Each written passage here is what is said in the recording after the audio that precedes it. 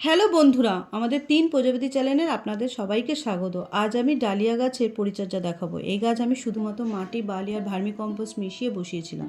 বসানোর ১ সপ্তাহ পর দিয়ে পাতলা করে খোল জল আর সবজি ভেষানো খোসা ভিজিয়ে সেই জলটাকে পাতলা করে দিয়েছি। তাতে দেখো আমার গাছটা কত সুন্দর হয়েছে। এখন আমি গাছটাতে একটু খাবার দেবো।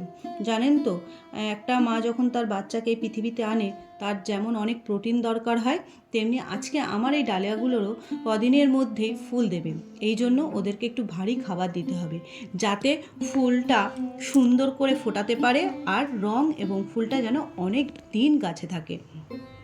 এই কয়েকদিন এত কুয়াশা থাকায় আমি গাছটাতে ভালো করে খাবার দিতে পারছিলাম না।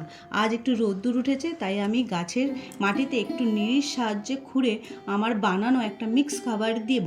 তারপরে ভরপুর মাত্রা জল দিয়ে দেব আর গাছগুলোকে আমি পাটকাঠি দিয়ে সাপোর্ট দিয়ে দিলাম, যাতে ফুলের ভারে গাছগুলো যেন পড়ে না যায়। তাহলে আজ এই পর্যন্ত, সবাই খুব ভালো থাকবেন।